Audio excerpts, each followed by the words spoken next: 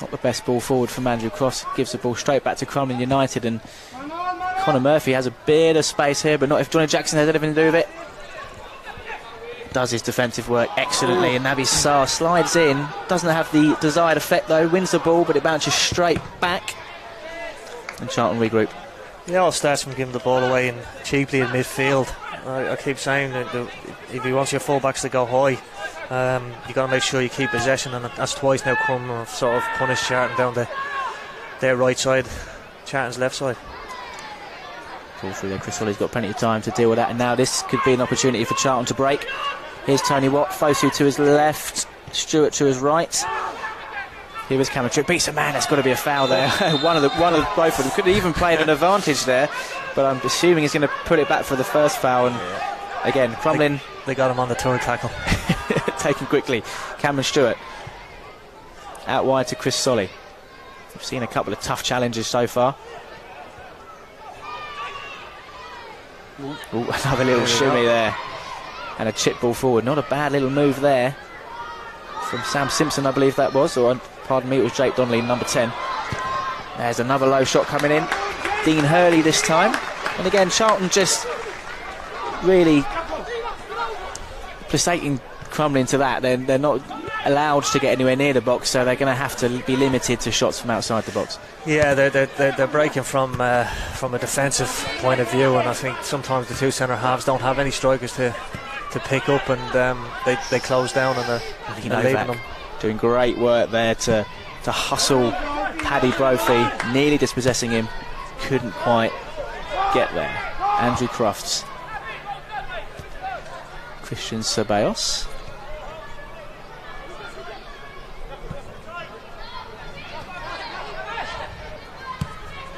So we use Jackson here on the left. Fosu to Stewart. Stewart back to Fosu. Good little exchange between two, and looking to shoot Fosu. Doesn't. Shimmies. Beats his man. They can't quite keep up with the man from Reading, can they? He's got great feet. Oh, Stewart trying a little trick there. Just couldn't quite pull it off. But Andrew Crofts, sorry, Tony Watt, a little bit over-eager there, kicking out, trying to win the ball back. But it's good to see Tony Watt just chasing everything down, fighting for the cause on day one. Yeah, I mean, you're only going to get, they're getting 45 minutes. That's their remit today, so they've all got to put the effort in. Patrick Bauer again giving away a foul on the halfway line. Again throwing his arms up, the ref, but he knows. Just needs to be a little bit more careful with those.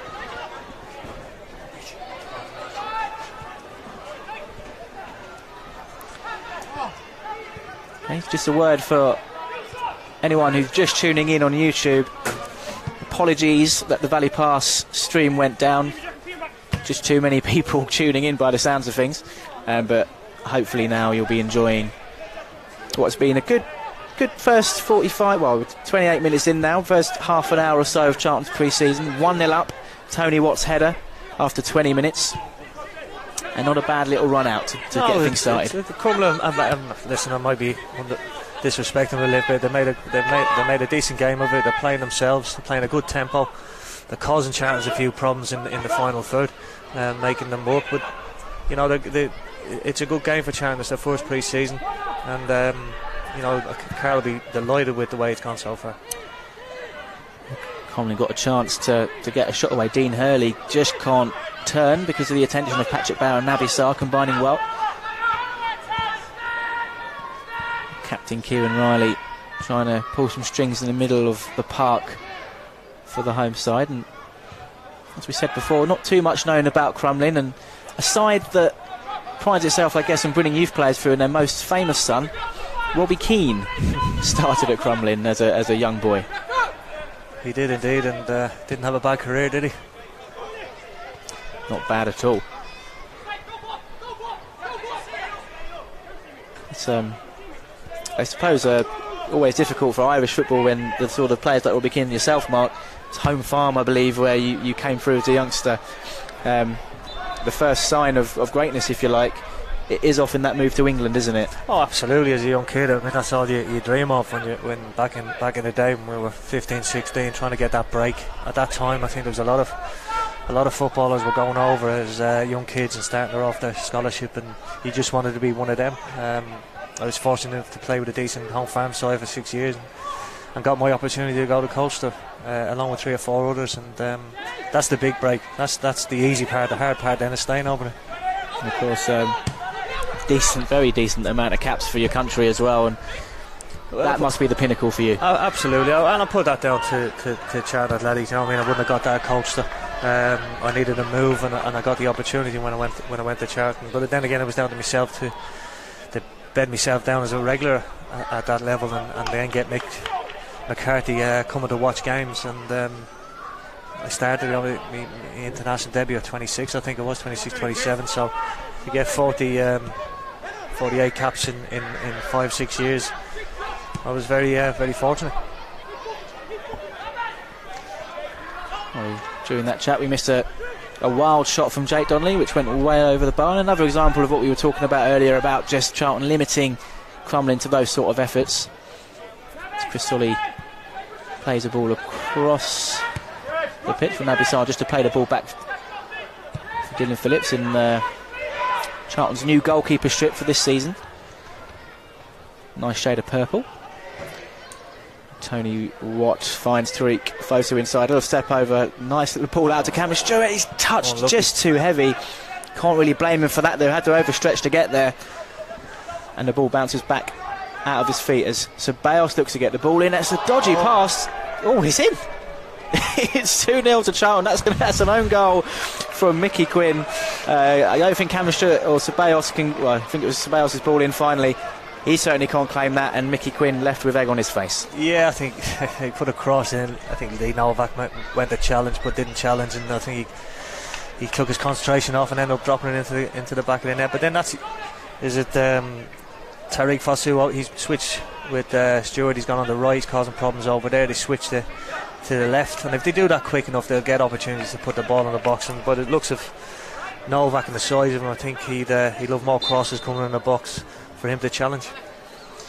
There you go. You can't win the lottery unless you buy a ticket. And we got the ball in the box, and we got the goal. Christian Ceballos again causing a few problems. Cameron Stewart calling for it, gets it. Can he get another decent ball in? He can. It's just flicked on. Fosu won't let it go for a corner. He'll look to cause even more damage than he has done in the opening 32 minutes here. Another good cross from him. Novak's deep, and the referee's given a free kick there. Thinks Novak's challenge was a little bit overzealous, maybe a bit harsh. I think he's because of the previous cross for the keeper. I think he was going to give a free out from giving him a bit of confidence. But yeah. We'll allow him that.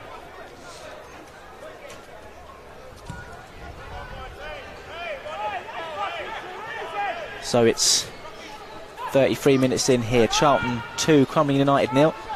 Tony Watt and a Mickey Quinn own goal.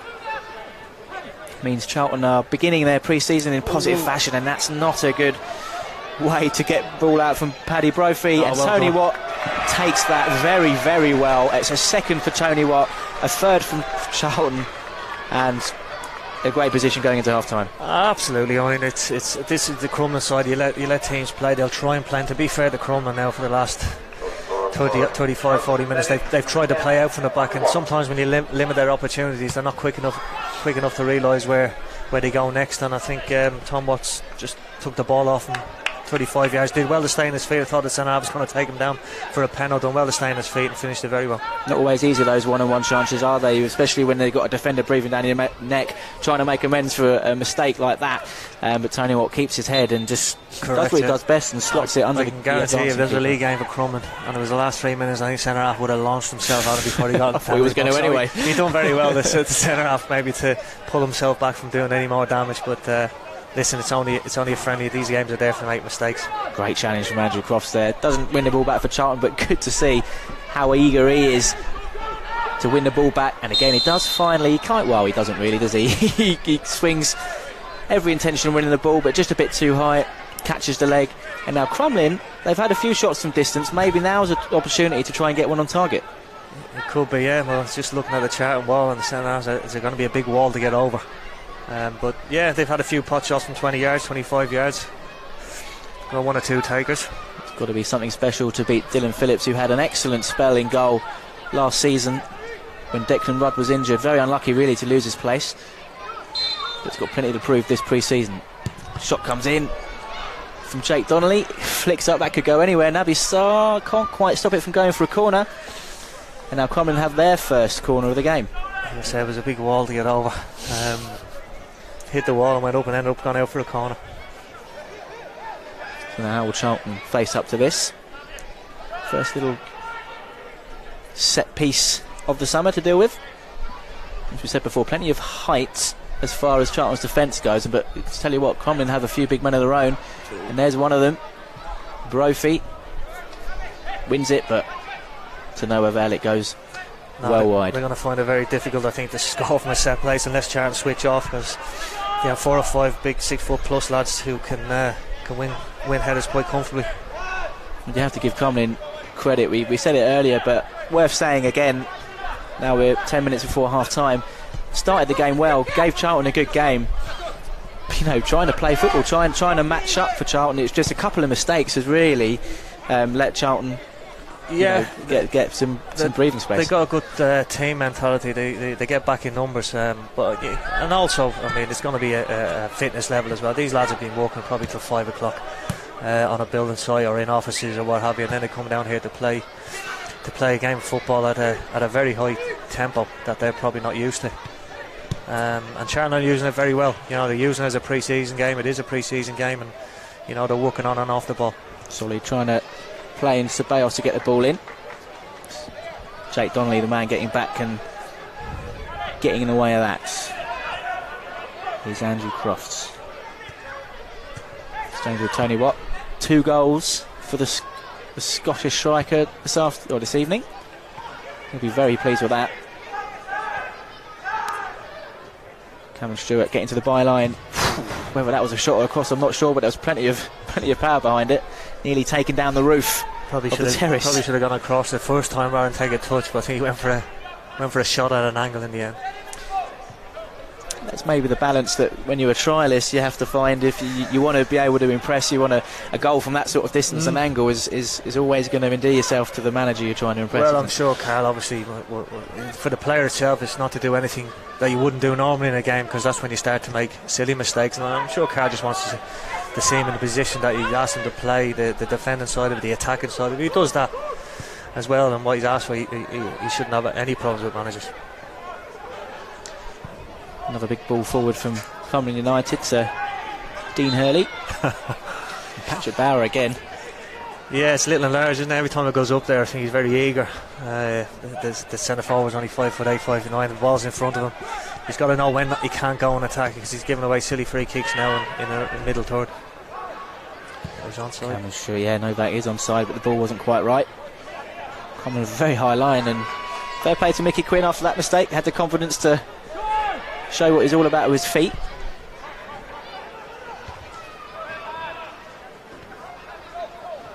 Chris Solly there. It's well done out the back for Charlton. Novak's got Fosu, who's onside there. Just has Mickey Quinn to beat. Can he score a debut goal? He's gone to beat Clever there. And I think maybe if that was a league game, a certain Carl Robinson would be sending an absolute rocket the way of Tariq Fosu at half time. Absolutely, and I have that every training session when players get like that and they go for the little dink. You wouldn't do that in a game. He's right, Robbo's having a right pop at him now, because if that's a game and you're 0-0 with a minute to go, that's a goal, and you can't take silly opportunities. Well, I thought he'd be spared the rocket, but he hasn't. Carl's already given it to him, and he's got a chance to make amends now. It's a nice chip ball towards the back where Lee Novak was approaching, but Mickey Quinn does well to make the catch. I just wonder if Fosu hadn't... he has been impressive in his first half. You'd probably have to say the standout player in this first 40 minutes or so. So maybe if he had a bit of quieter 40 minutes, he may well have just calmed down a bit. I'm sure Carl will still bring it up. But he has been a spark for Charlton. He seemed to have the licence to roam. He's looking always to get on the ball. And anywhere in the final third, he's always looking to find that killer pass or take someone on and get a shot off. Crofts with Tony Watt. Can be happy with his contribution in this first half. Stewart to Ceballos. He's got Jackson wide left if he wants to use him. He does. Plenty of bodies in the box for Charlton. Fosu and Novak proving good options. Difficult one for Novak to deal with. The pass from Andrew Crofts there. And Mickey Quinn has to be quick to get the ball out, and it's gone straight to Johnny Jackson. As Charlton go again.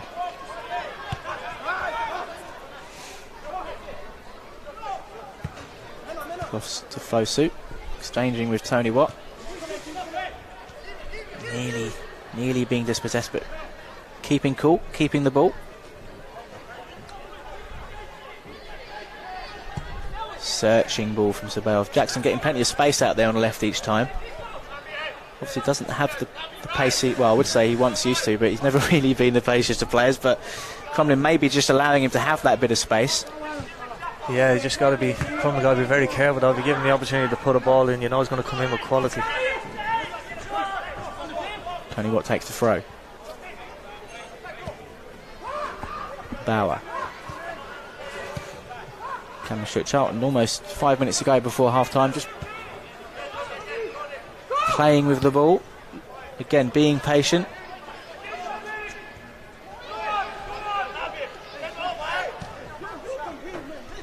There's a lot of players camped in that final third of the pitch at the moment. Even when Crumlin get the ball forward, they're happy or not so happy to sit back as Charlton keep throwing things at them. It gives the likes of Novak the chance to stay on the last man, to be a problem for Crumlin. Here's Ceballos, who'll look to get himself space, and the referee not really interested in a foul there. I think Ceballos, if he's honest, asking for a foul, but probably just losing his footing. Yeah, I think muscle took over there and sort of brushed aside quite comfortably in the end. Oh, and that's just falling asleep there, Kieran Riley, allowing Charlton back in. And Kieran Riley trying to make up for his heavy touch, and you don't like to see a challenge like that. And honest attempt for the ball, but a frustrated attempt for the ball. And I think in a pre-season friendly, we have Cameron Stewart there feeling the full force of that. The physio Adam Coe has to come on and deal with it. Doesn't look too good, does it, to be fair? He's down longer than you expect. Well, those ones are the impact of those sort of on your ankle, maybe at the top of your foot. Anything can happen with those. And you wouldn't say it was one of those challenges you'd be screaming for a red card or anything like that, because it wasn't an honest attempt but it was clumsy and a little bit. The ball got away from Stewart as well, and he was trying to get there as well. So it was left open for a tackle, but I just think the Crumlin was just a little bit too late. Thumbs up there from Cameron Stewart to the bench, which we'll all be grateful to see. He'll just limp off the initial impact, the shock of it, but he does give a thumbs up. So just looking at Jacko there and Watts, he just told Watts to get in the box. Yeah. I think he's having this. Jackson scored a couple of these free kicks.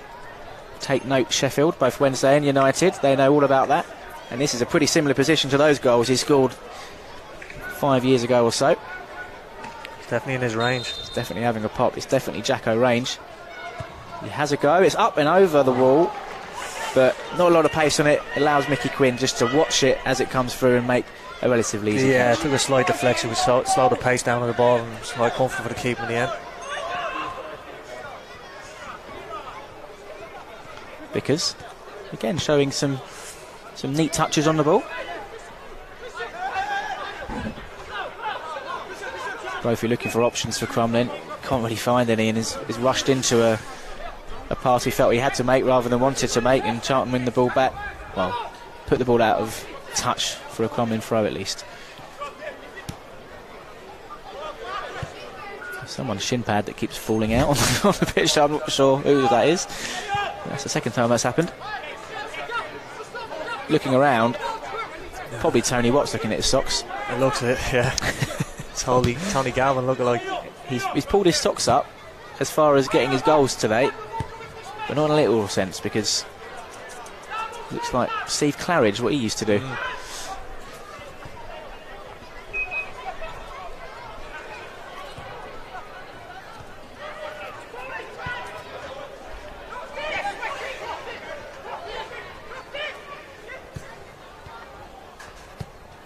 Jackson Ceballos. Fosu.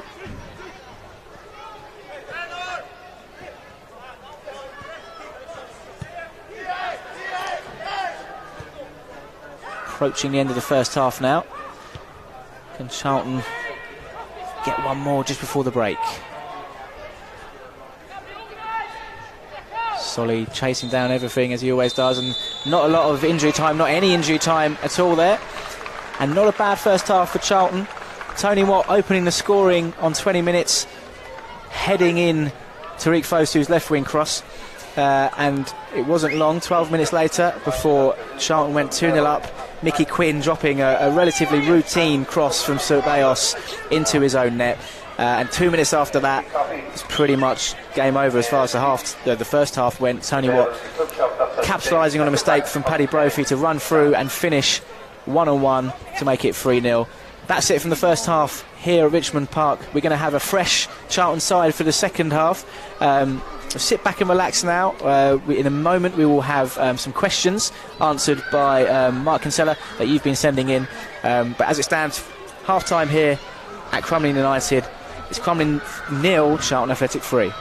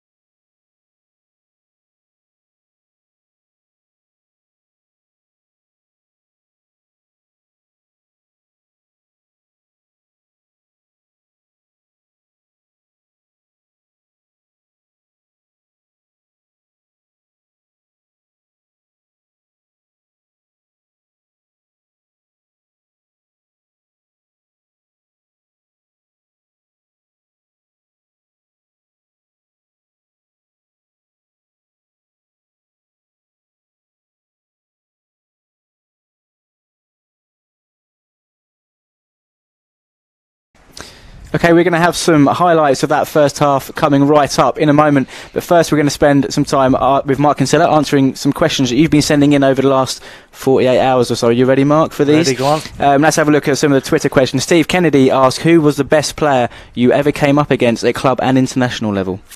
I was working in pairings. The best two pairings we played against was, for myself and Jonesy anyway, was Keane and Scholes and Vieira and Petit. Yeah. She was going head-to-head with two different pairings, but they gave us a tough games. Is that a difference when you first get into the Premier League like that? Well, I mean, we played Arsenal and Man United quite early, didn't we, in that 98-99 season? Was it almost a bit of a shock to come across those sort of players, or do you think it was a great challenge? Oh, it was a great challenge, but you know what Roy Keane's about, Scholes, you could never get near him. One touch, it just moving. Vieira and Petit, one always went, one sat. You didn't know which one was going, so it was always a challenge up against them two. And I think we ended up beating Arsenal a few times, but we struggled to beat Man United. And it was a draw. Only one we never got in the Premier League. That's the one. Chom or Com, apologies if we didn't get the pronunciation right. What was your favourite season while at the club? Well, obviously the two stand out. The playoff was great, but to finish the season as champions, to lift the trophy and get promoted as champions was probably the highlight. Joe Rochester, he asked who was the best player you played with at Charlton?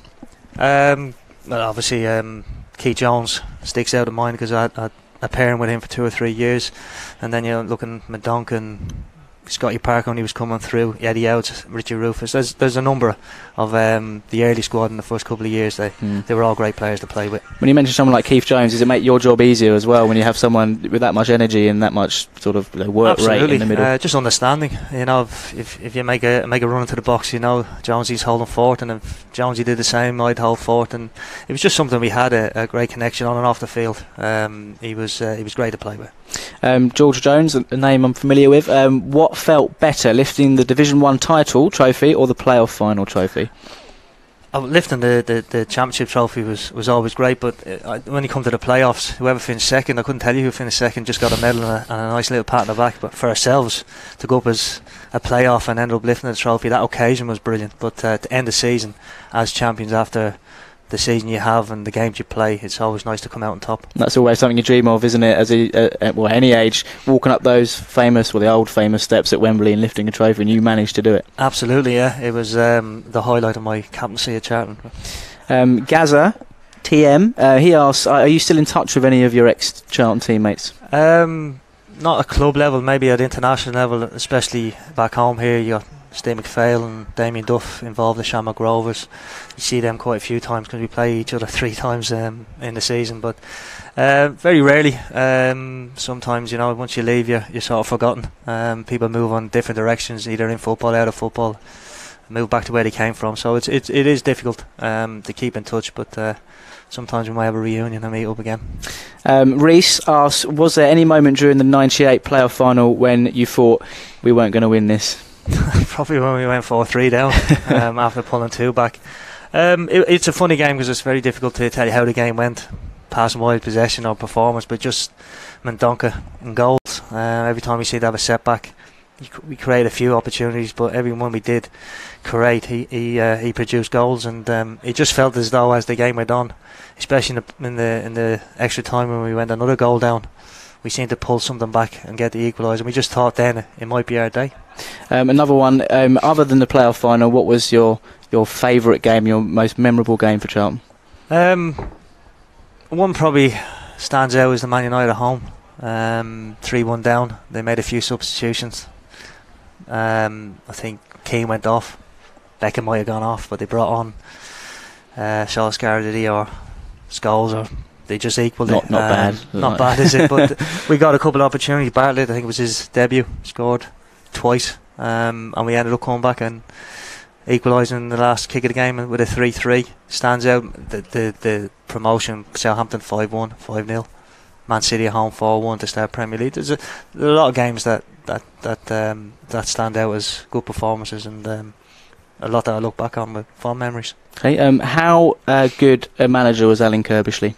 He was very good. He had a good management about him. He had a good squad, though. I don't think he had to do a lot with us. He had a good dressing room, and we seemed to just gel as a team, and winning breeds winning, and we had that in the dressing room. But he was excellent for me, excellent to the club, and he was an outstanding manager for Charlton Athletic. Okay, that's pretty much all we have time for now. We're going to have a look at some highlights of the first half, and we'll hopefully be able to ask you a few more questions during the second half with Mark.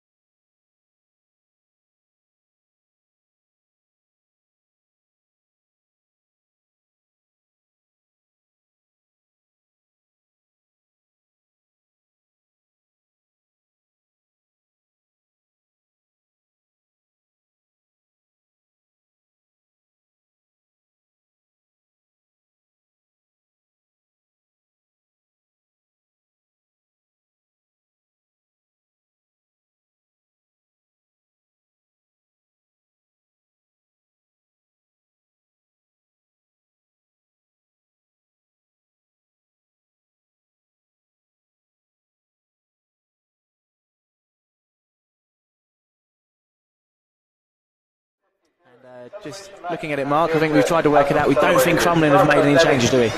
No, it looks as though it's the same starting 11. Probably make their look. That's going to mean tired legs, isn't it? It will be for 15 minutes, and I think we'll probably see. I mean, Charlton won't make any more subs unless there's an injury, and Crumlin will make a couple every 15 minutes, I would have thought. So, same formation really as the first half, just with different players. We've got George Teixeira playing at right back, Conser Pearce centre backs, Aaron Barnes at left back. The big news you probably all want to see is the man wearing number 22 in the middle there, Ahmed Kashi, his first appearance in a Charlton shirt since April of 2016, and even then that was one of only 2 games over the last 22 months. Quite apt that he's wearing number 22 this evening, perhaps. And there it is, his first touch.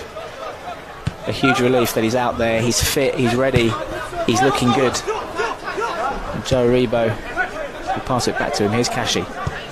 Sprays the ball out to the left to Aaron Barnes, the youngster who made his debut for the first team in the final day against Swindon.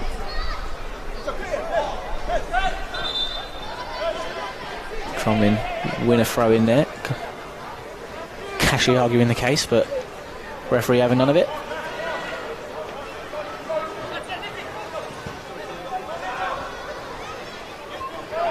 In these sort of games, when it's wholesale changes at half time, what's the mentality for the team coming on with a score at 3-0? Is it basically the cliche still 0-0 sort of mentality? Yeah, I think so. You know, these games you don't worry about the results, just because the first half went 3-0 up. You know, the second half can go against you because they're getting tired, or they'll just work that little bit harder. So I wouldn't be too interested or too much involved in the result of the first half. I mean, Carl likes to play football and systems, and it just seems as though he's got 4 diamond 2, but the 2 are the 2 wide men, and playing with a false 9. Billy Clark, I think, is just dropping in deep and giving the 2 centre halves problems of who to mark and hopefully opening up spaces. Here's Kashi, he's got to share a wide right, doesn't want to use him. Ezri Konsa, fresh from his under-20 World Cup success for England last month. That's a nice ball to Ricky Holmes. Ricky Holmes looks to mark his new contract with a goal, but he's just gone at too tight an angle, and eventually it's more of a ball flashed across goal, and Crumlin can deal with that quite easily. If you have been living under a rock this afternoon for whatever reason, you missed the news that Ricky Holmes has signed a new 3-year deal with the club, bringing to an end all the speculation at other clubs, namely in the Championship or after his services, but he's committed his future by signing a new 3-year deal this morning, straight off the plane, actually, as soon as we got to the hotel. Very good. I mean, I've watched Ricky a few times at Chelmsford, and he's a very creative player. Pops up in little pockets, grey out wide, grey in the middle, always looking off the shoulder for the ball down the sides, and you know, it's great news to him to sign an extended contract. Player of the year for the club last season. Charlton looking to come again. Carl Ahern Grant. Could be a big year for the youngster. Nicky Jose, that's a nice move. Flag's gone up though, and that's a real shame. Ball's behind anyway, but great exchange of passes between Carl Ahern Grant and Nicky Jose there. And they're all similar height. That Charlton lads up top now, they're all quick, nippy, small. Different to Novak and Watts in the first half, where you got a target to play up top. Everything's to feet and sharp around the box, and they look quite lively and dangerous in around the final third for Crum. Yeah, certainly more for the Crumlin defence to worry about as they're pedalling backwards. A lot of pace in that Charlton attack. Joe Aribo, very tidy midfielder as always, breaking up play, getting the ball forward. Here he is. Good challenge though from Gary Murphy. Here's Blair Mandingu looking to get forward, and George Teixeira just giving the trip.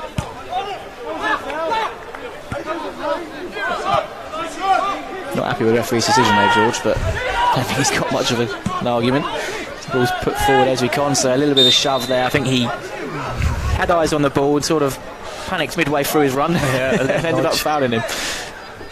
As you say, centre half best giving away free kicks in the halfway line than outside your box.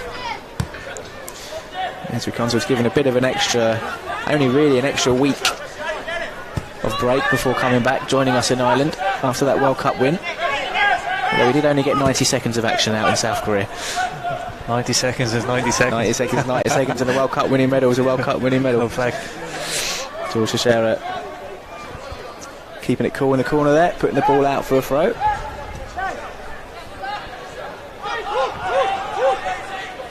Murphy finding the feet of skipper Kieran Riley.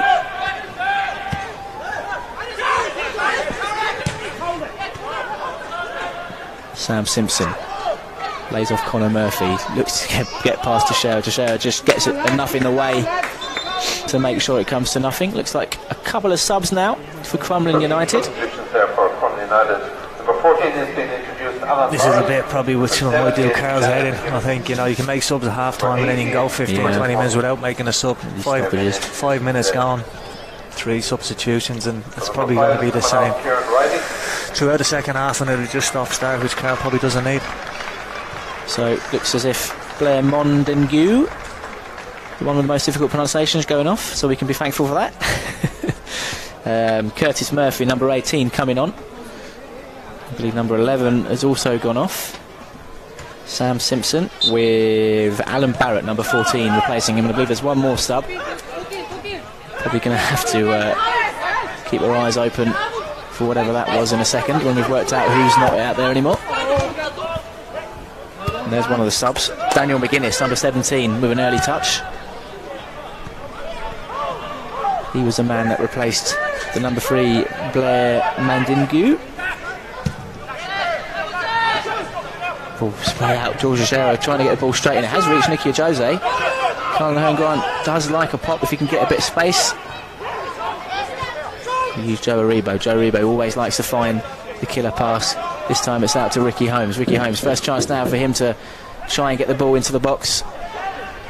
Instead, he's patient, uses Carlin Ahern Grant, who will switch the ball to Esri Konsa. Konsa and Ahern Grant, the 2 academy graduates, combining there. Kashi with a firm pass forward, just a little bit too firm for Ricky Holmes, who can't get the ball under control, and Crumlin can make their way forwards.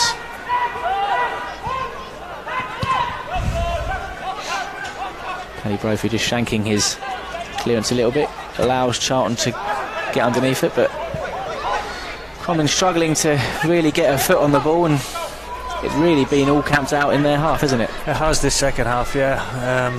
But they're lively Charlton with the players they have up front, and they move the ball quickly, and when they do win it back, they're getting pressed by 1 or 2 players. Konsa. Billy Clark on his Charlton debut. The Irishman, signed from Bradford City earlier in the summer.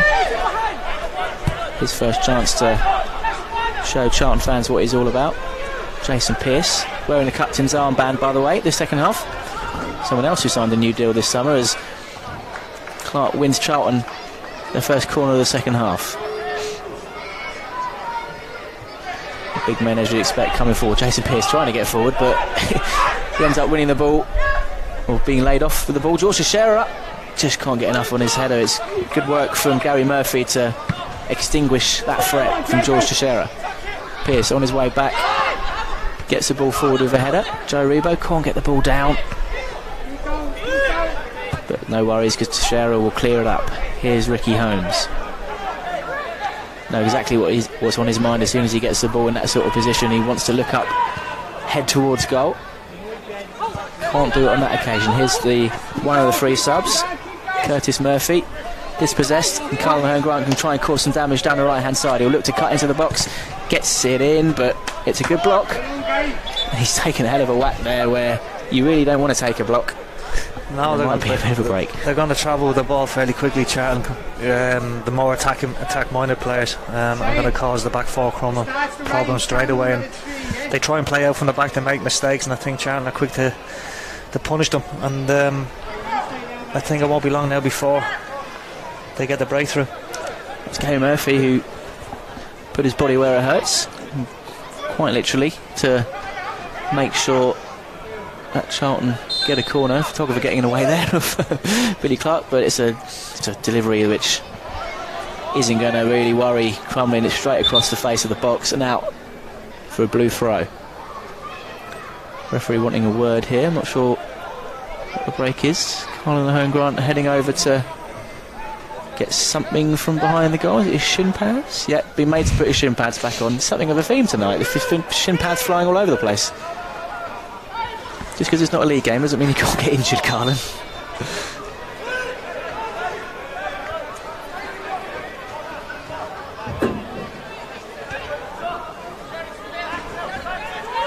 Murphy recovered from the whack he just received. A few neat little passes together. Dean Hurley switches out wide to Daniel McGuinness, to substitute, but Charlton deal with it, get the block in. Joe Aribo gets the ball upfield. Here's Ahmed Kashi, little touch to Ricky Holmes on the left hand side, trying to pick a killer pass there, but just couldn't find a way through. Billy Clark, he's right on it there. Look, forcing an error from Murphy, but he wasn't to be forced there. Gary Murphy. Good goal to get himself out of a sticky situation. Here's Jake Donnelly. Important now from Crumlin's point of view just to have a spell like this, just to keep hold of the ball. I mean, that's fair play to them now. I mean, it was easy now under pressure to put the ball long, give the ball back to Charlton, but they kept it under pressure, kept it at the back, looked to play out. And, you know, it's not always going to work all the time, but they keep persistent with it, and you got to give them full credit for it. Yeah, you just think the longer they can keep hold of the possession, the more sting they take out of Charlton's game, but it's not lasting for very long, and Charlton, on every occasion, win the ball back relatively quickly. Here's Aribo. Ricky Holmes, nice breaking ball out to Ezri Konsa. Kashi, first time pass to Teixeira in his unusual position of right back, but holding his own so far. Ahern Grant, chip ball, back post, good vision from Carl Ahern Grant, and that was very nearly a second, probably more impressive own goal if it had flown in than the first one. Very fortunate. I think he had Ricky Holmes coming behind him, and he had to make some sort of contact and nearly put it in the top corner. Well, Sean Harding there going for glory of sorts, but a nice looking ball in from Carl Ahern Grant. Good vision to spot the run coming in, and it's one shot on the corner. Here's Ricky Holmes with the delivery. It's a deep one. Jason Pearce having his shirt pulled, nearly was able to turn the ball in. Crumlin getting in the way of it. We're getting a little bit of rain here now, so we'll make the surface a little bit slicker.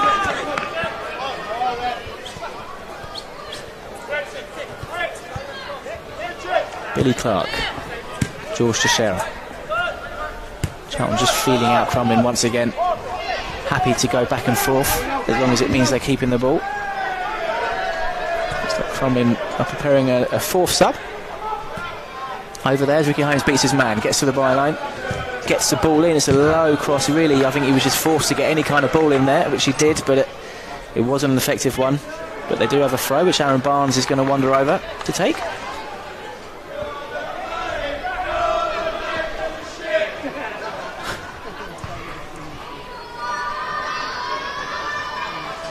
Holmes trying to get himself out of a sticky situation. He's done just that, and that's a good looking ball in. George Teixeira with a header. The goalkeeper, Mickey Quinn, completely rooted. All he could do was watch, and he's lucky to see that ball fly just over the bar. Yeah, great work by Ricky Holmes down the left. Fortunate on one or two occasions with three men around him, but once he got to the byline, put a great cross in, and maybe he should have probably done a little bit better at the back post with a free header. Yeah, had plenty of time there, George Teixeira. Couldn't convert the chance as Crumlin make a substitution in the 59th minute. Dean Hurley, the number 7, being replaced by number 15, Stephen Kinch. So another set of fresh legs for Crumlin to try and combat what has been a pretty dominant performance by Charlton so far. An hour into this game in Dublin. Jason Pearce getting the ball back for Ashley Maynard Brewers. First touch, really, as a Charlton first teamer there. Oops, slips on the wet surface. That's not what he wants. As he tries to make an impact. Must be said, he's came into the under-18 side last year as a scholar and was very, very impressive. The young Australian, brought in by the club, recommended to the club by one Andy Patterson, who, Mark, you played with in the 90s. 96, yeah. Yeah, I mean, it's going to be difficult for the kid. Oh, mate, difficult or easy, how you want to put it. Ain't going to see a lot of the ball. Ain't going to be a lot of shots raining down on him, so I just think more is concentration. Yeah, he's just got to... Oh, yeah, back four goal would be better. I was struggling there, Charlton, Esri Konsa and Ahmed Kashi just having to sweep things up a little bit. Charlton just need to clear their lines, which they have done, and it's a neat ball out for Ricky Holmes, who's just flicked it over the head of the fullback to send Aaron Barnes on his way. Aaron Barnes now, Charlton trying to keep the ball moving as quickly as possible, but a little bit too fast for their own good there. Game just starting to stretch a little bit more as we go over the hour mark.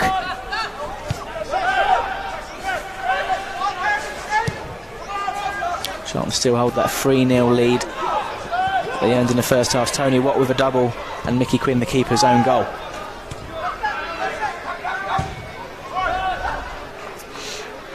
Esri Konsa to George Teixeira.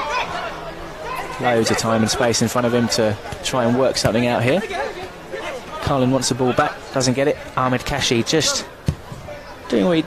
It's a searching pass from him. I was about to say doing what he does best so far. Quiet role, sitting in midfield there. Hasn't had to be called into action too much, which I'm sure he's happy with, having been out of action for so long. Really important for someone like him just to be out there wearing the kit, getting his foot on the ball a little bit, and then take it from there. It's a bit sloppy from Crumlin as Nicky Jose wins the ball back. In fact, the ball's just being exchanged possession between both teams now. A few sloppy passes going on. Konsa with an over-eager trip. He's gone for the chip after the clip, if you like. There's been a couple of those this evening, but it's almost understandable, isn't it, from the Crumlin boys.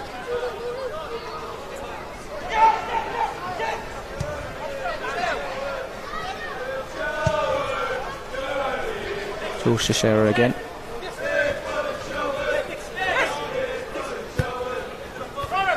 Colin Grant, who's coming back and looking to get involved. He's completely spun in there for pace, and that's what Colin Grant's good at. We sort of said earlier that it's a big year for him. He made his debut age 16, and that was 3 seasons ago, and he's made best part of 30 appearances for the club. He's only 19 still, and you just wonder if he needs his breakthrough, a more consistent run of even sub appearances inside. That's another sloppy pass out. Joe Rebo can't make the most of it.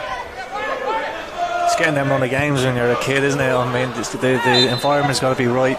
You know, you're fighting relegation, or you're trying to get promoted, and it might not be the right environment. But once he starts to get the confidence, Chris Solly was the same when he started off as a kid, and I thought a world of him. I thought he should have been playing more at 17, 18 years of age. It's just the manager needs confidence in a player, and once you see the confidence to get 6 or 7 games, the kid will then just take off, and as Chris Solly's proven over the last 9 years. I think, having watched Carl and the home grant for the under-23s last season, clear that he's far too good for that level at the moment. It's just about finding his feet in the first team. Ahmed Kashi trying to drive forward. Good range of passing has the Algerian, and he's beginning to show a little bit of that this evening. Much to the delight of all Charlton fans everywhere, I'm sure. Here's Jason Pearce squaring the ball to Esri Konsa.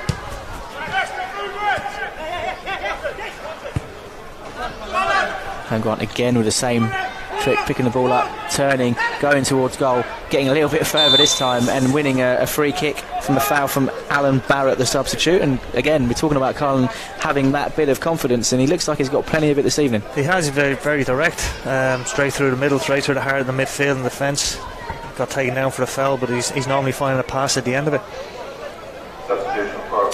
There's going to be another substitution for Crumlin. It looks like 17. Daniel McGuinness is going off just, well, not long after he's come on. It was on Carter's last run. I think he'd done his hamstring when he went to chase him back. He doesn't look happy about it. He's shrugging his shoulders. He was struggling there about 5 minutes ago. I mean, he was putting his arms out. He tried to track back, couldn't track back. Better to be safe than sorry. Put his hand on his hamstring. So I think the manager has just thought that he's picked up an injury, but it sounds of it. It's a shame for the lad, really, because it's obviously quite a big evening playing against, these League One players have. Yeah, it's a great opportunity for Crumlin to be playing the standard of Charlton Athletic, and he looks very disappointed, but I thought he'd actually injured himself 5 minutes previous. Yeah. It's for the best. McGuinness has gone off. Not quite caught the number of the lad who's come on, but Charlton have a free kick. Ricky Holmes will go for goal. Of course he will. He's dipped over. Probably wasn't as far over as it probably looked. Nevertheless, Mickey Quinn happy to watch it go over his bar. Yeah, it's Jackson and Holmes now you thought might have made a keeper work on both occasions, but unfortunately target has been missed.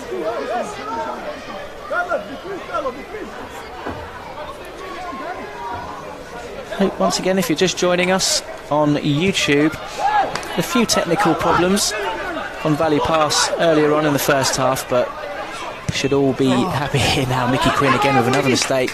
Could let Charlton in again. Carlin the home ground just couldn't get his foot on it. It was a bit of a surprise, I think, for the ball to be flying towards him. And Mickey Quinn's got away with that.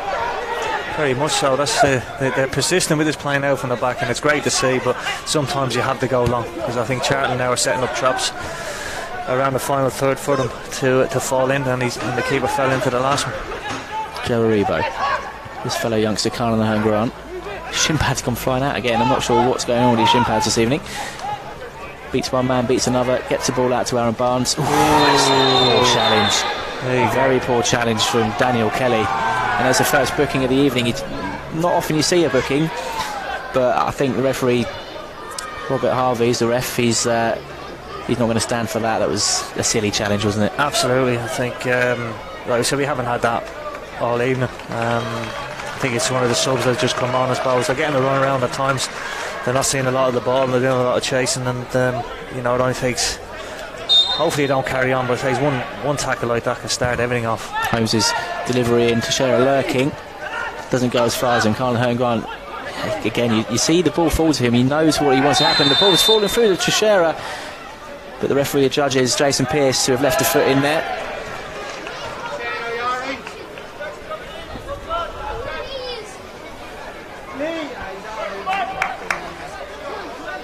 Not sure if that was the same player who committed the foul there. Maybe a bit of a receipts from Jason Pearce, if you like.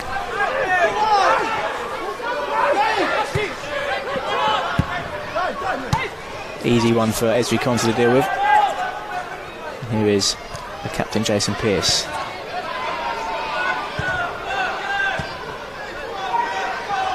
Ricky Holmes combining with Aaron Barnes, who looks to get Charlton into an attacking position, but Crumlin getting away of it. Billy Clark, tidy bit of play from him. Space in front of him, Teixeira to his right.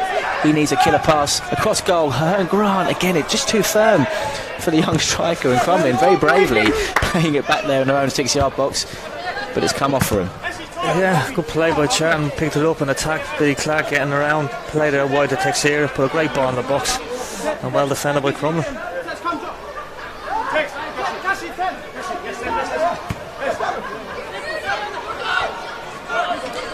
They've survived the first 20 minutes of the second half, Crumlin, without conceding another goal. Aaron Barnes will look. And there's number 15, Stephen Kinch, another substitute who just goes to ground, trips Aaron Barnes, and clumsy more than anything else. Esu Konza searching for Nicky Ajose. It might just go too long, but no, he makes it. Does the striker. Again, as players getting in the box, so there are options there if Charlton get it in. Ahmed Kashi just can't do anything enough with that.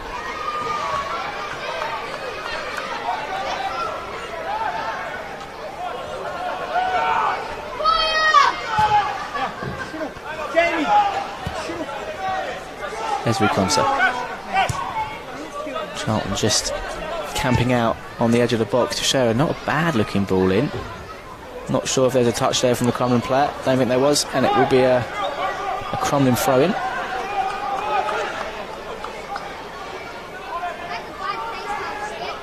Jake Donnelly to the home side, slips on the wet surface there. Aaron Barnes can capitalise and come away with it. Holmes finds Clark, who has Aribo just in front of him. He can find him, but just takes an extra touch. Crumlin defender gets a vital foot in to stop Charlton in their tracks.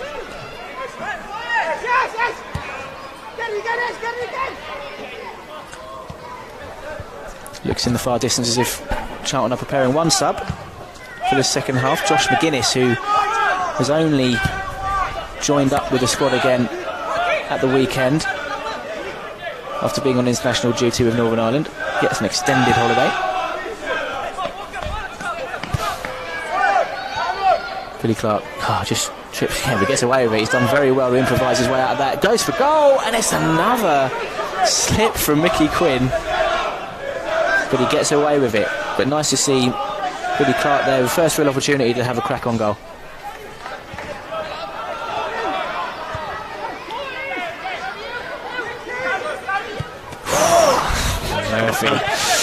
Gary Murphy, Crumlin's number 4, he's had a few of those out the back this evening. Gets away with another one, but Ricky Holmes will look to try and win possession back for the Addicts. The game, again, sort of a sentence we've said so often, as always happens in these pre-season games, the tempo slowing down a little bit. Bit of a slower pace than what we started here this evening. They saw right into the storm. Crumlin, first 15 minutes, Charlton came out on fire. Didn't get the breakthrough they needed, and like Crumlin sort of played themselves slightly into the game defensive wise, are getting back in numbers, making it very difficult, closing the gaps through the middle, sending Charlton out wide. And when they put crosses in from wide areas, the two big centre halves for Crumlin are quite bigger than the attacking lads for Charlton, so it's making it a little bit more difficult to score this half. And here's a substitution confirmed. Josh McGuinness replacing Billy Clark.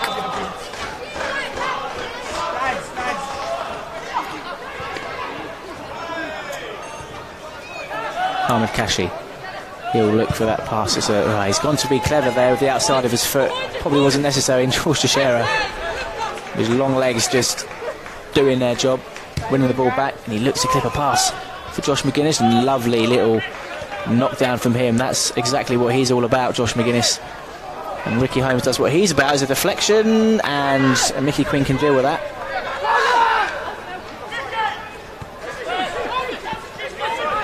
Curtis Murphy. Come in again. Ahmed Kashi. That's nice to see, getting the interception in for the Addicts. That's his first one of the season done. Hopefully the first of many, many interceptions that he'll be making. All part of his game. Well, he's left that to Jose for Ricky Holmes. Good communication there from the Charlton boys.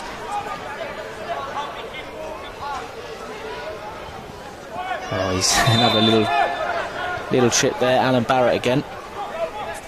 Ricky Holmes' feet just too quick for the Crumlin man. Joe Rebo has the opportunity to shoot, but he doesn't. He lays off Ricky Holmes, and that is a hell of a finish from Charlton's Player of the Year for last season. Celebrates his new contract with a great goal and a neat assist from Joe Rebo there as well. Brilliant. In 7 years he took a quick free kick, was straight at them before Crumlin could get settled. A great in interplay and a great finish. So there we have it, Charlton 4-0 up now. 74th minute. Ricky Holmes, I don't think when he gets in that position anything else is going to happen but that net bulging. And as we say, credit to Joe Rebo there for keeping his cool, playing a great ball through for Ricky to finish. Good move from Charlton. Oh, and McGuinness coming on now gives them a little bit of more target in wide areas. Might take the concentration off the centre halves and leave a little bit more space for the likes of those players with tricks to get in little pockets. Coming now, be looking for a chip. Be looking to chip Ashley Maynard Brewer. That was Sean Harding.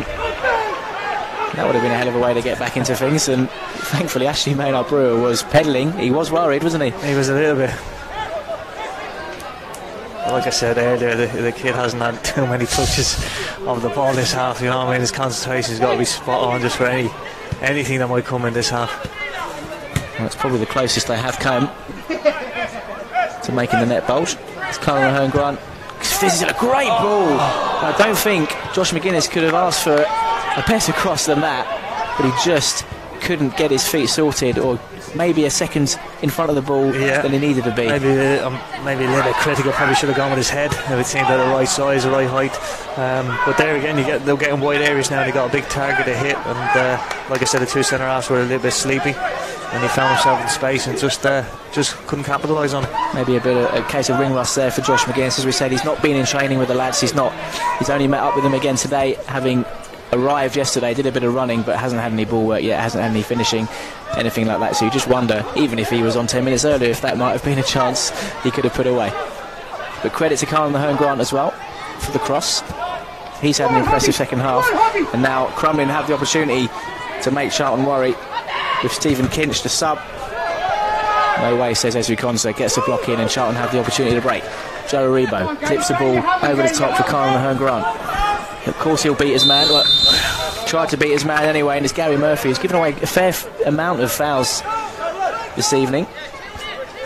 Something tells me that's a professional foul. There might be a booking on another day. I think if he'd let him go past him, he's never going to catch him. So I think it was a good decision on that behalf. He knew he was well beaten, and Carl Mahone Grant again, this time, is stopped by a fair challenge from Alan Barrett. Pace frightens defenders. There's plenty of that on show for Charlton in the second half. Cashy can't do enough to break that up. David Vickers for Crumlin.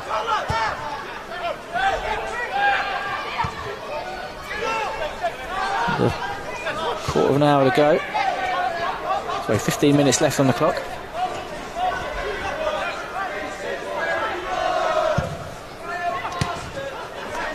Oh, look at that from Joe Aribo. Almost feigning to make a tackle, letting the ball run through, but he has been dispossessed.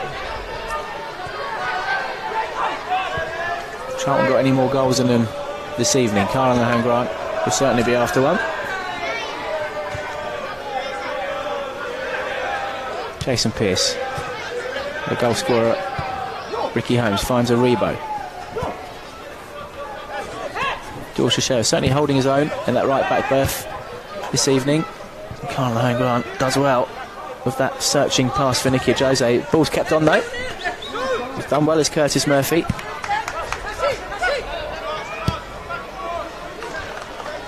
Actually spreads the play out to Aaron Barnes. What can the youngster do now? He's just been cut off by Harding.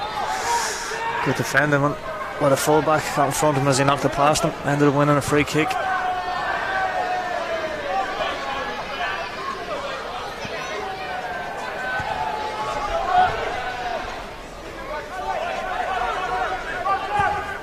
Oh, that's a sloppy pass. Josh McGuinness lays it off to Jose, and Charlton have their pick of the bunch here.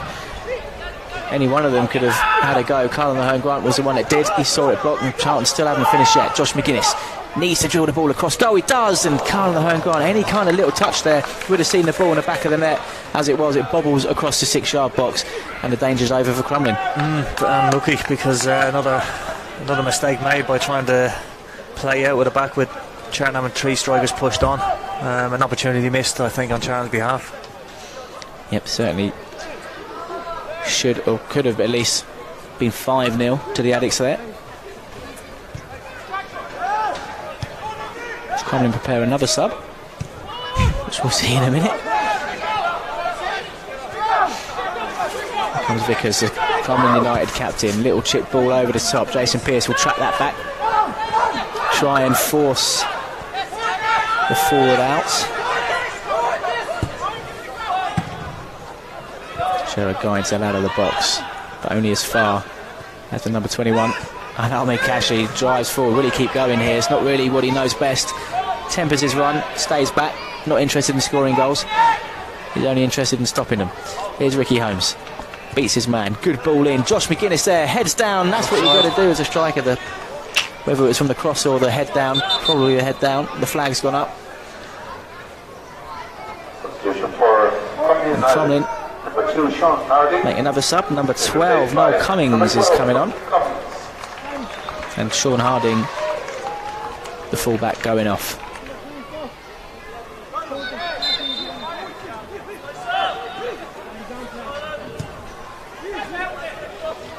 Once again, Crumlin sticking with it, playing out the back. They need to make one of them count though.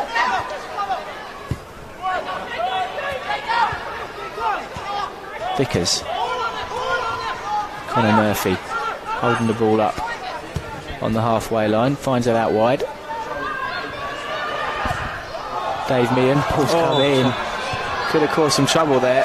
He did play on. The flag has gone up. Charlton making another sub. It's Ricky Holmes going off. Scored his goal, done his job, signed his contract. Now he can have a little bit of a rest, and it's Regan Charles Cook who comes into the fray, the young academy graduate. Yeah, nice on his thigh, Ricky, I think. I picked up something in the last couple of minutes on one of them mazy runs. Yeah, you can't be too careful in these games. Any sign of anything you need to worry about, just see to it. That's not worth taking the risk. You know, pre-season's all about getting fit, not trying to hide injuries and play for the sake of playing. I think the quality of Ricky's, you need to look after him. There's Joe Aribo. Doesn't fancy using Regan Charles Cook, doesn't need him. And there's becoming quite a theme. Alan Barrett, I think that's make that about his 4th foul of the evening. On 4th different player. On a 4th different player. Great feat by the young lad, and you know, they're direct. I like the way they try and play, the way Robert wants them to play, I assume. You know, get straight at him, run with or without the ball, and be fair to them, the attacking players are all direct. He's certainly encouraged to do just that. And it's worked wonders this evening. Here's Carlin doing that again, spinning his man, getting to the byline, getting it across. Can't get the cross that makes the difference, though. Again, you talk about the players that have stood out this evening. Tariq Fosu in the first half, causing a lot of problems. Carlin Grant in the second, making a similar move again and again, which is just causing all sorts of problems with his pace. And Josh McGuinness. Yeah, Ricky Holmes as well. Direct. Josie's got a little bit of pace. And there is Carlin Grant. Goes for goal. That's a powerful shot. Straight down the throat of Mickey Quinn, who does keep hold of it on this occasion. Carlin Grant winning the ball back. Being encouraged to take on the defender, but it's dispossessed. Stephen Kinch for Crumlin. Can't find anything meaningful as Charlton win the ball back again, and Regan Charles Cook will stream forward for the Addicts. Joe Aribo cuts inside, edge of the box. Will he shoot? Not really his style. Finds Regan Charles Cook. Charlton need to find the ball that's going to create an assist. And he's given a free kick there after Regan slipped on the ball. Couldn't win the ball back. Maybe overplayed it just a little bit too much there. Thought the young lad could have had a shot with his left foot when he got back, and then a touch got away from him to get a second shot off. So Charlton just trying to walk it in as Crumlin make another sub. I've lost count of how many subs we've made now. Let's just assume it's probably about the 9th. And it is number 9 who's making way, Conor Murphy. And it's Gavin O'Toole entering the fray. There's 2 subs, in fact. Jamie Walsh also coming on.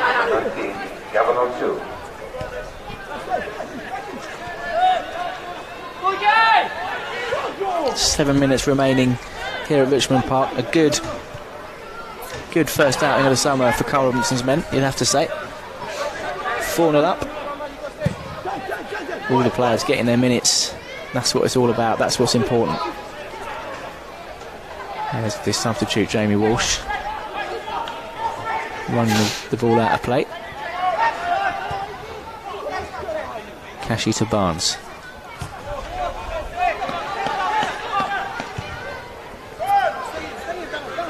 Conser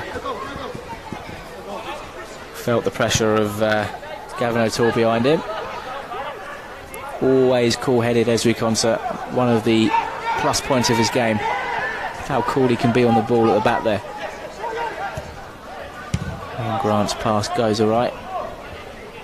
Noel Cummins to smash the ball forwards and away from danger.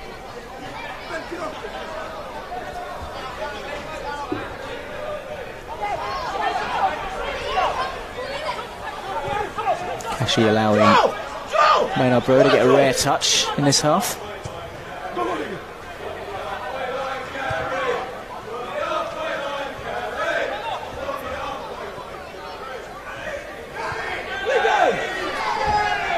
Joe Reba. Ezri Konsa. 5 minutes left on the clock. Can Charlton carve out another opportunity to maybe get a 5th?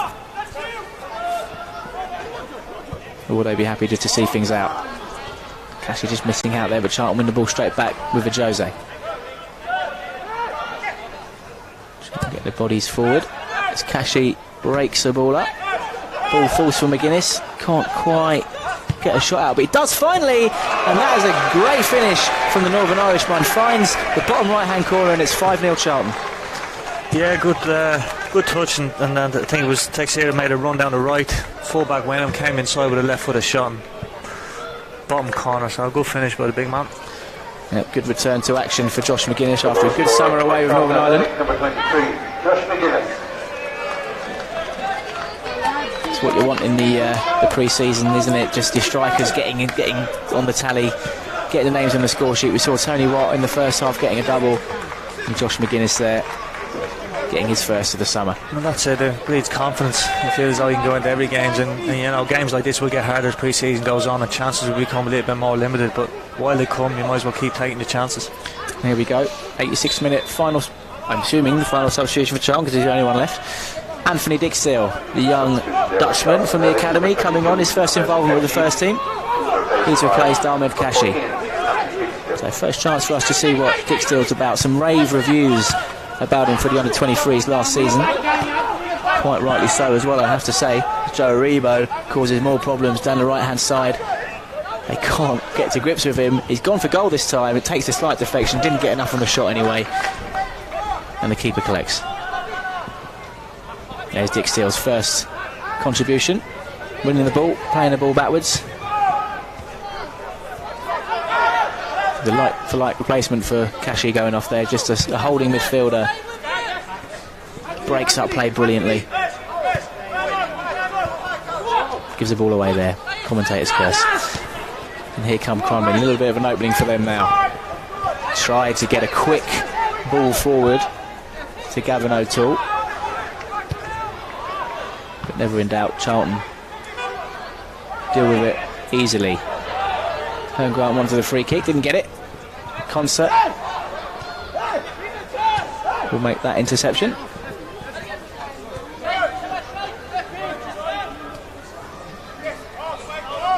Final few minutes here as the referee makes a tackle.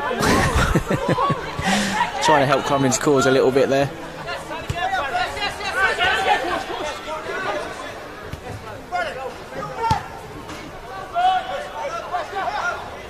And Mark, as we approach the end of this game, we discussed it earlier on, it's very, very important not to get carried away one way or the other when it comes to pre-season friendlies, isn't it? Whether you don't get the result you wanted or you do get a convincing result like Charlton had this evening, it's all about one or two things, isn't it, when it comes to the fitness and just getting out there and getting your minutes. Correct, and I think Carl, they'll look at the game again over time, over the way. They get 3 games out of it, they'll have a look at it.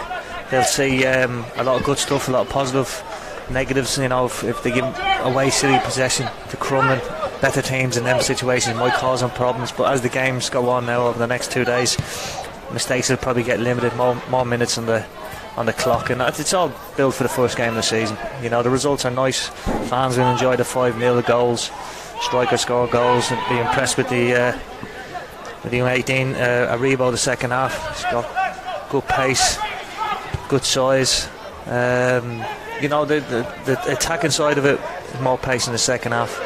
I think he played 2 different systems, Robbo, and they're good to see. I totally enjoyed it. A tougher challenge tomorrow in Limerick. One of the top flight sides over here. I mean, what will they? They'll play. It's a big pitch. They got promoted with us. They won the league last year with us, and we finished up second. Find it a little bit more easier than we are this year in the Premier League, but they're a team that likes to play. They've changed the manager. Sam Allardyce is number 2. Neil McDonald's in charge. They look to play, and there'll be a tougher game than this. They do punish when you make mistakes, but they'll be fit as well and halfway through our season, so it'll be a good test for Charlton, be a next step up. So that's Limerick tomorrow evening. We'll bring you that game live as well, hopefully on Valley Pass if all goes well. Either way, you will definitely be able to see how the Addicts get on tomorrow and on Wednesday when they face UCD. Joe Aribo, little shimmy to his left. just keeping hold of possession as we approach the end of this game. I can't imagine a referee will fancy playing any injury time,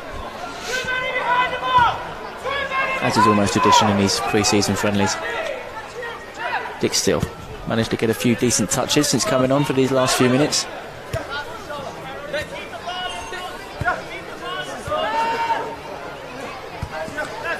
To Shearer. And there we go. Full time here at Richmond Park. Charlton Athletic 5, Crumlin United 0. A very, very good run out for the Charlton boys. Tony Watt putting the Addicts 1-0 ahead after 20 minutes before Crumlin keeper Mickey Quinn dropped the ball into his own net from a Christian Ceballos cross just after the half-hour mark. Tony Watt doubled up with a neat finish, 1-on-1, to make it 3-0 on 34 minutes. And Ricky Holmes celebrating his new 3-year contract by making it 4-0 after the break in the 74th minute, before Josh McGuinness made it 5 with 5 minutes on the clock. Don't forget, we're back tomorrow as Charlton face Limerick, and probably now time to say thank you and good night to Mark Kinsella, who has been absolutely brilliant for us this evening, and we look forward to hopefully seeing you at the Valley and again soon in the future, Charlton legend that you are. Thank you very much. I really enjoyed it. So there you have it, Charlton 5, Crumlin United 0. Hopefully we should have some highlights for you any second now. So sit back, relax, and we'll see you tomorrow evening.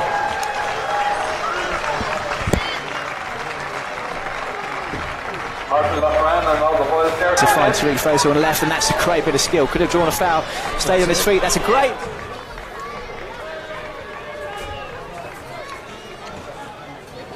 To find Tariq Fosu on the left, and that's a great bit of skill. Could have drawn a foul, stayed on his feet. That's a great ball in, and Tony Watt is there.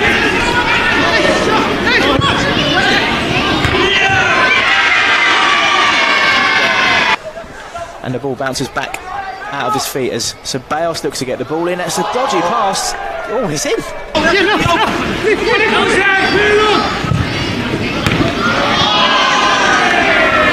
not a good way to get the ball out from Paddy Brophy, and Tony Watt takes that very, very well. It's a second for Tony Watt.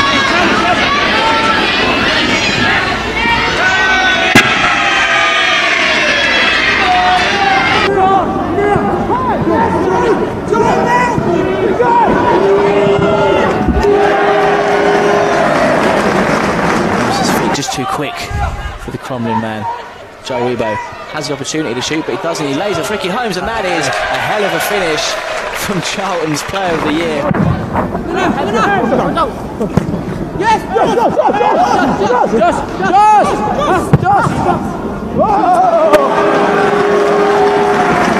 Get the bodies forward as Kashi breaks the ball up. Ball falls for McGuinness. Can't quite get a shot out, but he does finally, and that is a great finish